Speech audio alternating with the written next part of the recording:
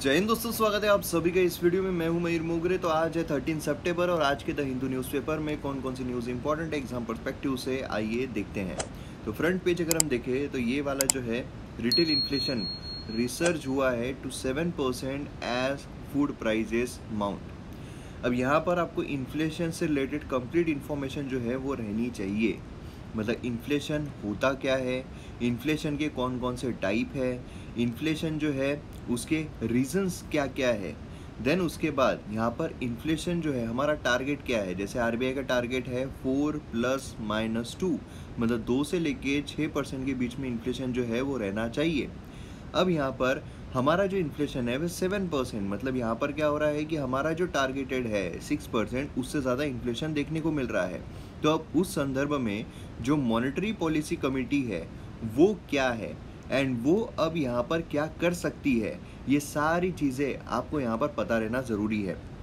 अब देखिए, हालांकि जो इकोनॉमी का हमारा कोर्स है MM अकेडमी ऐप पर, उस पर मैंने सभी चीज़ें डिस्कस की हुई है एग्जांपल्स के साथ, लेकिन आप YouTube पर भी, क्योंकि इन्फ्लेशन वाला जो वीडियो है वो मैंने YouTube पर भी डाला हुआ है, तो लगभग 1 घंटे के आसपास का वीडियो है जिसमें आपको इन्फ्लेशन से रिलेटेड, मतलब पूरे एग्जाम्पल्स के साथ समझाया हुआ है। तो इन्फ्लेशन से रिलेटेड सारी चीज़ें आपको वहाँ पर समझ में आ जाएगी।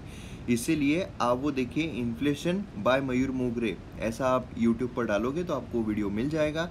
जो लिंक है वो मैं आपको इसमें जो कमेंट सेक्शन है उसमें पिन करके दे दूंगा, तो वो वीडियो आप ज़रूर देखिएगा। ये अगर आप देखोगे तो ये कुछ भी इम्पोर्टेंट नहीं है। देन उसके बाद अगर हम बाकी देखते हैं तो बाकी भी इसमें कुछ खास न्यूज़ जो है वो नज़र नहीं आ रही है। आज वैसे ही देखा जाए ना, आज के न्यूज़पेपर में इतनी कुछ खास न्यूज़ आ नहीं रही है। ठीक है, अगर हम एडिटोरियल भी देखेंगे तो सब पांचट एडिटोरियल है। यहाँ पर एक आ रहा है कि भाई SEC जो है उन्होंने रिलीज़ किया है ड्राफ्ट डिलिमिटेशन ऑर्डर। अब यहाँ पर क्या है, स्टेट इलेक्शन कमीशन। तो स्टेट इलेक्शन कमीशन क्या होता है, मतलब यहाँ पर आपको पूरा पंचायती राज जो है वो पता रहना चाहिए कि स्टेट इलेक्शन कमीशन होता क्या है, किस बेसिस पर उनका गठन किया गया है, कौन कौन से इलेक्शंस वो कंडक्ट करते हैं, क्या स्टेट लेजिस्लेटिव असेंबली के इलेक्शंस यहाँ पर स्टेट इलेक्शन कमीशन कंडक्ट करते हैं या हमारे election commission of India conduct करते हैं। तो ये चीज़ आपको पता रहना चाहिए। देन उसके बाद यहाँ पर जो डिलिमिटेशन है वो क्या होता है, डिलिमिटेशन कौन करता है, डिलिमिटेशन क्यों किया जाता है, ये सारी चीज़ें आपको यहाँ पर पता रहना चाहिए। देखिए, मतलब क्या है कि यहाँ से सिर्फ हमको न्यूज़ में चल क्या रहा है वो पता रहना चाहिए, लेकिन बाकी तो आते हैं हम स्टैटिक पोर्शन पे ही। इसलिए करंट अफेयर जो, उसे डरना नहीं। करंट अफेयर बेसिकली है क्या, current affair is nothing but the highlighted static portion, है ना। तो इसलिए वो चीज़ यहाँ पर पता है। जैसे होता है ना कि एग्ज़ाम में जो डाइजेस्ट रहती थी पहले, उस पर ये इंपॉर्टेंट है टीचर मार्क करके देती थी कि ये इंपॉर्टेंट है, एग्जाम में आ सकता है, ये इंपॉर्टेंट है। तो उसी तरीके से ये इंपॉर्टेंट है, स्टैटिक पोर्शन में से ये इंपॉर्टेंट है, ये इंपॉर्टेंट है, ऐसा हमको देखने को मिल जाता है। खैर, तो यहाँ पर अगर आप देखोगे तो बाकी जो है वो कोई न्यूज़ नहीं है।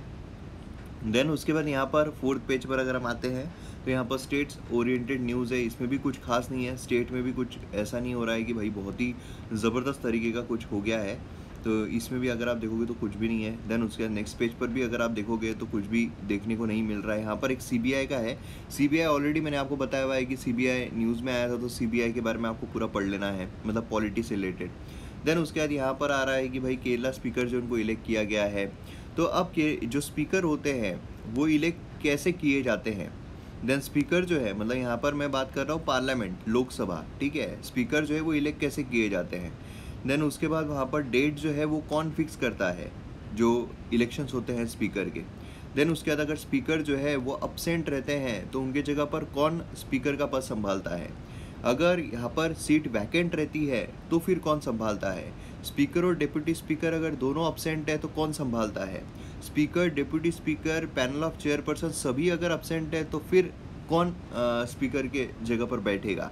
ये सारे सवालों के जवाब आपको यहाँ पर आने चाहिए। पॉलिटी GS 2, ठीक है। तो ऐसे पढ़ना पड़ता है। मतलब एक हेडलाइन आपने देख लिया, आपके दिमाग में चलना चाहिए भाई इससे रिलेटेड क्या क्या हो सकता है। ख़त्म। इतना आपने, मैंने जितना अभी आपको बताया उतना आपने पढ़ लिया, ख़त्म। कोई टेंशन लेने की बात नहीं, हो गया आपका परफेक्ट। देन उसके बाद यहाँ पर आप देखोगे तो बाकी कुछ भी खास न्यूज़ जो है वो यहाँ पर देखने को नहीं मिल रही है। देन उसके बाद यहाँ पर फ्लड का आ रहा है। तो देखिए, फ्लड जो है आपको disaster GS paper 3 disaster management, flood जो है वो आपको पूरा, तो फ्लड आप डाल दोगे फ्लड UPSC, तो आपको पूरा आ जाएगा। या तो आप MM अकेडमी ऐप के जो डिजास्टर मैनेजमेंट के लेक्चर्स है वो देख सकते हो, MM Academy ऐप डाउनलोड करके उस पर मिल जाएगा, डिपेंड आप पर करता है। चलिए नेक्स्ट अगर हम आते हैं तो यहाँ पर एडिटोरियल पेज है। एडिटोरियल पेज यहाँ पर भारत जोड़ो कांग्रेस जोड़ो अपॉर्चुनिटी, तो यहाँ पर पूरा शशि थरूर साहब ने कांग्रेस जो है उसके रिवाइवल ये सारी चीज़ें जो है उसी की बात की है, तो ये एग्ज़ाम पर्सपेक्टिव से इम्पॉर्टेंट नहीं है। यहाँ पर पाकिस्तान जो है, पाकिस्तान फैक्टर यहाँ पर अंडरमाइन नहीं किया जाना चाहिए, US इंडिया, तो ये भी कुछ खास न्यूज़ निकल कर नहीं आ रही है। यहाँ पर इंडिया ने अपनी अपॉर्चुनिटी जो है वो लॉस्ट की है, way to use international law. International law के बारे में हमारे आर्टिकल 51 में देखने को मिलता है ना, कि भाई आर्टिकल 51 प्रोवाइड करता है कि स्टेट जो है वो यहाँ पर इंटरनेशनल लॉ जो है उसके लिए फोस्टर करेगा। अब देखिए ये पूरा जो है कामकाज पढ़ने से अच्छा, जिसमें 70% चीज़ें जो है वो एग्जाम पर्सपेक्टिव से काम की नहीं है, आपको टाइप करना है इंडियन इंटरनेशनल लॉ गूगल पर, ठीक है, India and international law UPSC, India and international law UPSC, ये आप डाल दोगे आपको आर्टिकल मिल जाएगा, वो आप आर्टिकल पढ़ लेना, पूरा आपका एग्जाम ओरिएंटेड जो है इंडिया एंड इंटरनेशनल लॉ हो जाएगा, ठीक है। बाकी कुछ भी आपको इसमें से पढ़ने की ज़रूरत नहीं है। देन उसके बाद यहाँ पर नेक्स्ट इस पर आते हैं, तो यहाँ पर एक है G20 पावर ग्रेटर रिस्पॉन्सिबिलिटी। अब देखिए यहाँ पर क्या है बेसिकली कि अलग अलग ऑर्गेनाइजेशंस जिसका इंडिया पार्ट है वो आपको यहाँ पर पता रहना चाहिए। उसमें से भी खास अगर हम देखते हैं तो यहाँ पर हमें शंघाई कॉरपोरेशन ऑर्गेनाइजेशन जो है वो देखने को मिलता है। अभी 2-3 दिन से हम चाइना इंडिया कॉन्फ्लिक्ट के बारे में देख रहे थे, तो उसमें शंघाई कॉरपोरेशन ऑफ इंडिया का मैंने जिक्र किया था, तो मैं उम्मीद करता हूँ आपने यहाँ पर पढ़ लिया होगा अच्छे तरीके से। देन उसके बाद क्वाड, उसमें कौन कौन आते हैं तो वो यहाँ पर आप पढ़ लोगे।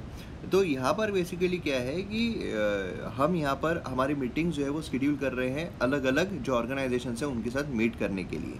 उसमें हमारा जापानीज़ जो है India Japan 2+2 foreign and defence minister meeting जो है टोक्यो में, वो भी देखने को मिलती है।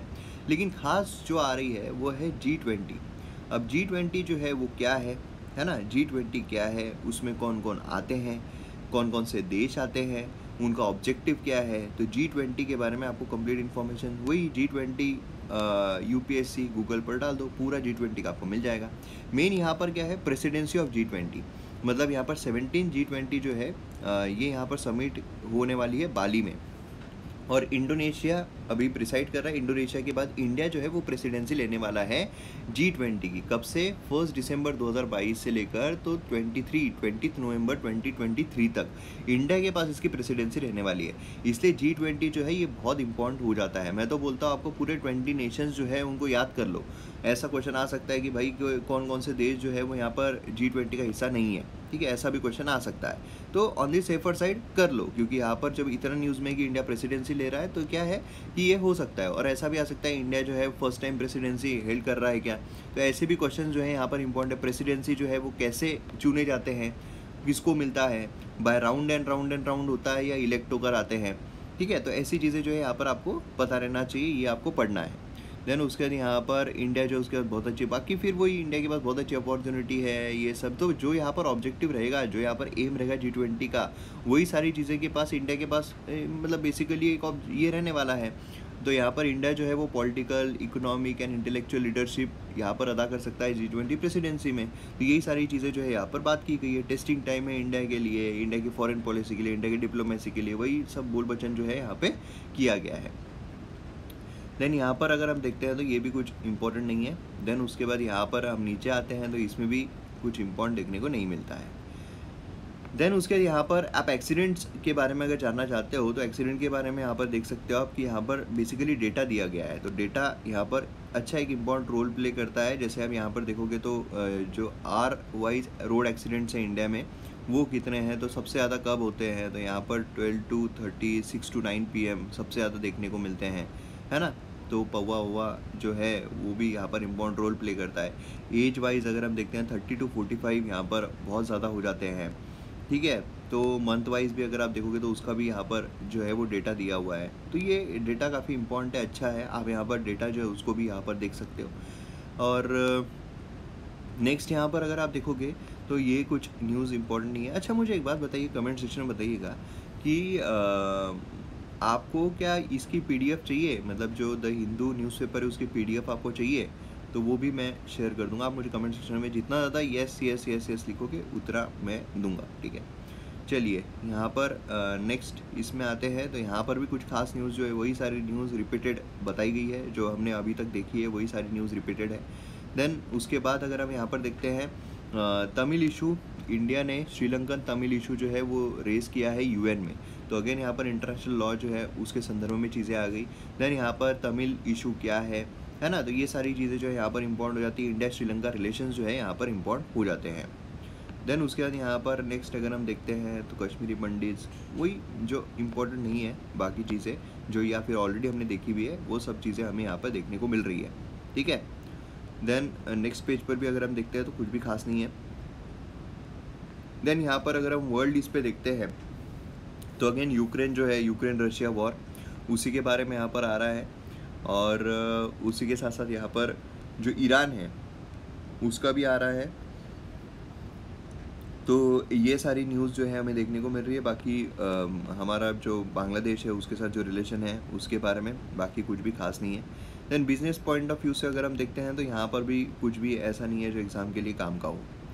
देन उसके बाद यहाँ पर अगर हम मैच के बारे में देखते हैं तो उसमें भी कोई ऐसी चीज़ नहीं है जो एग्ज़ाम के लिए इंपॉर्टेंट हो। तो इस तरीके से आज का न्यूज़पेपर जो है वो हमें देखने को मिलता है। कम न्यूज़ है, अच्छी न्यूज़ है। एस्पिरेंट्स के लिए क्या ज़्यादा उनको नहीं पढ़ना पड़ रहा, लेकिन जितना मैंने बताया उतना पढ़ लीजिए, तो आपका कंप्लीट हो जाएगा काफ़ी अच्छे तरीके से। तो मिलते हैं अगले वीडियो में। जय हिंद।